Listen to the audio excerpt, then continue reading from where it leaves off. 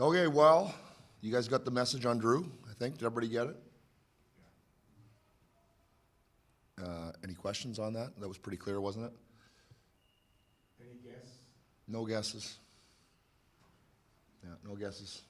So you lose Drew, and you lost Matt Roy to free agency. Mhm. So your right side defensively, is there any thought of retrenching and going back to a 1-3-1 and toning it down a bit as opposed to getting more aggressive now? No, that won't affect us at all. We again put a lot of time, thought, and energy into making the adjustment. It wasn't just about the defensemen, more about the forwards and the defensemen. I can appreciate the thought, but no, we'll move forward, and somebody will just have to play Drew's minutes. Jim, if I can go back to the Drew thing, were you given any indication whether the surgery will speed up the timeline, keep it the same, or no indication? No, and yeah, that was, they all discussed that, and I just got the information now as far as how that's gone down. That's fine, but he'll be back. That's all I know. I think the most important thing for me or for everybody around here is that he'll be back. It's just a matter of when will he be back. It's not a season game. I expect him back. Knowing that, does that create an internal secondary timeline for the coaching staff to think about having the team prepare for his return?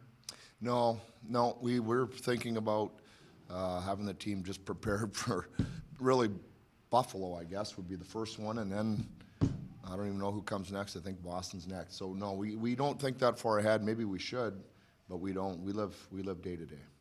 Drew's a guy who has had an influence on Jordan Spence or on Brant Clark. Is it a situation where he could still be a part of helping those guys grow and develop even in time against? Yeah, I would imagine that. It's not something we've talked about yet, but I would imagine. I know, Drew loves the game. Drew's going to be around the rink as much as he can be, I'm sure. He's going to offer his services, I'm sure. And he's already taken a bit of a mentorship role with Clarkie in particular, so I'm sure that'll carry on. As far as the special teams, like you just were today, you have Brant Clark now on top of you on the sides. Can you give us your thoughts on putting in that position? Yeah, it's a pretty big jump for him, but I think if there's one thing that Clarkie does better than anything, it's probably run a power play. So that's probably going to be the easiest transition for him.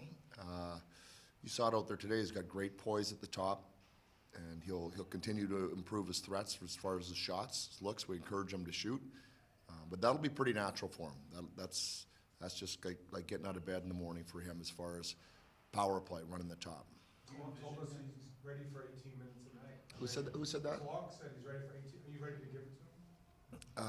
Well, if he earns them, I'd be happy to give him 20 if he earns them. We don't have any.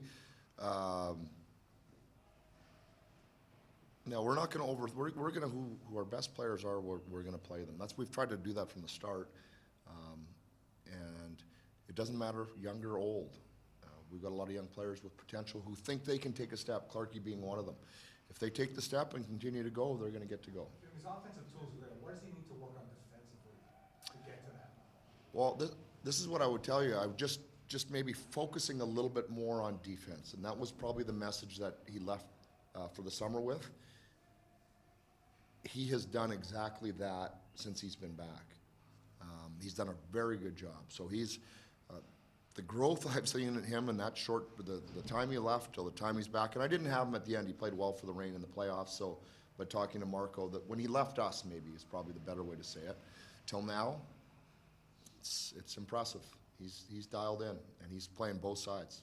Last year, he was shooting the puck a lot more earlier in the season, became more of a distributor on the power play at the end. Do you envision him being more of a distributor, or are you guys going to encourage him to shoot the puck maybe a little more often? Yeah, he's got to shoot. You got to take your shots when they're there. If you're just a distributor, people figure that out pretty quickly. So you have to have a shot threat, and he will. He just has to understand that that's when he has that look, he's got to take it. He's one of those guys that can usually find something better, but sometimes you have to just take what's there. Is it a shot mentality? Is that confidence or a belief that you maybe tentative last year and become more comfortable this year? No, I just think it's always not having to find a better play. Sometimes the best play is what's available, and it's it's hard to know exactly how, like that, what that means unless you're sitting there in that spot, because he knows he's thinking a step, he knows he's got this, this, and this. Sometimes it's better off just to fire it. He knows he can go over that guy's stick. If he waits a little longer, he might move his stick, then he's going there. Sometimes you're better off just shooting it. Jim, I think you've addressed this earlier in camp, but if you can refresh, just Newell Brown and his personality, his style, his method. Yeah, well, he's been a nice compliment to our staff for sure. I think it's been well documented on DJ Smith. I got two DJs, Derek Johnson, and he's a DJ. This is tricky for us. So DJ Smith is quite loud. When I'm talking to Dennis, I can be quite loud. And Newell brings us a nice sense of balance, I think. Very measured, a lot of experience, very intelligent. He's able to build on some of the conversations that we've had. And then Derek Johnson, the other DJ, as a young coach, has really, I think, stepped forward this year and asserted himself more. And those guys ran a great practice today. I don't know if you watched today. I didn't do a drill. Newell and Derek Johnson ran the whole practice. It was excellent. So, yeah, we got good value from our coaching staff. We talked with Jordan Spence, and he kind of glowed a little bit about the transition from a 1-3-1 to a 1-2-2 as a right shot defenseman. He doesn't have to be sitting back. You kind of join the rush a little bit. Yeah. You talked about skating ability as a team being your strength, but you kind of look at your right shot defenseman with Clark, Doughty, and Spence. Did that kind of come into play when you made that decision?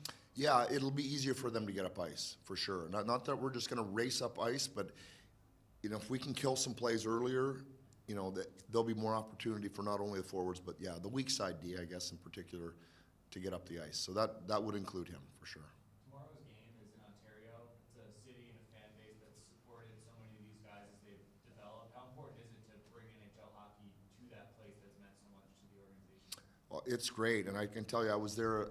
Unfortunately, they lost to Coachella the last home game there, and what a crowd, what energy!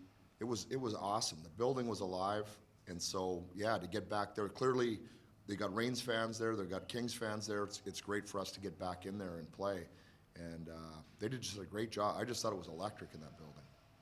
With Doughty out, we know the defensive experience dips, the leadership group will have to step up and replace him, but there's also some logistical issues. He wore a letter. Is that something that the coaching staff will decide on to replace, or will you let the team choose somebody through the rest of the camp? Oh, we'll talk about it with the coaches, with the management, with Blakey, everybody. We have some deserving guys on an interim basis, some good Kings that have been here for a while. So we'll discuss it, and we might rotate it. Who knows? Who knows what we'll do? We haven't got that far. This is still pretty fresh for us. During practice today, you had Quentin Byfield working a lot of penalty kill time with Warren Fogle. He didn't get much of that last year. Kind of give us your thought process behind that decision as well. Yeah, we're just trying to sort that out right now, but we talked about Quentin taking a step in his career. He's moved into the middle. That's part of it. We believe he can play on the penalty kill without a doubt. We've got quite a few penalty killers, so it's just a matter of how that whole thing shakes out. But he's quick. I've ran the power play for years, as you guys know, and the one thing that the power play is never comfortable when you have those quick forwards and have an offensive ability. It just makes you a little bit nervous. So having Q on that gives it a bit of an offensive threat, loosening up pucks. So that's kind of the thought there. Maybe there's some time to get him out there to just keep people off balance a little bit more. How do you see Q adapting defensively in 5-on-5 so far? Oh, he's been good. He played center last year too. When we used to talk about playing 11 and 7 for a long time too. That's another thing we haven't talked about. I guess we'll get to it at some point. When we went 11 and 7, Q ended up playing in the middle quite a bit when he rotated out with the extra guys. So he played a lot of center, or enough center for me, and that you could see during that time he can play center. So that's part of the decision after the season to say this year he's going to play center is how well he did down the stretch there. What have you seen in your training camp this year? What's the one area of growth, or is there one area of growth in his game from last summer to this summer? Quentin? Yeah. I think one thing is he's physically stronger. He had a really good summer. He's put on muscle, lean muscle. There's no fat on this guy at all. It's all lean muscle, but he is big. He's starting to get thick and grow into that body. It hasn't slowed him down in any way. And I think he's at a point where he's just starting to feel it. He's just starting to feel it, like what he's capable of doing. And so I just see him kind of growing with his confidence and his belief in himself, and he should have all those qualities because he's a player that's ready to take another step. Is he a guy that could wear a letter? I guess everybody is a possibility, but I don't know. I think we've got some veteran players that have really established themselves here and in the league that I would say would be ahead of him.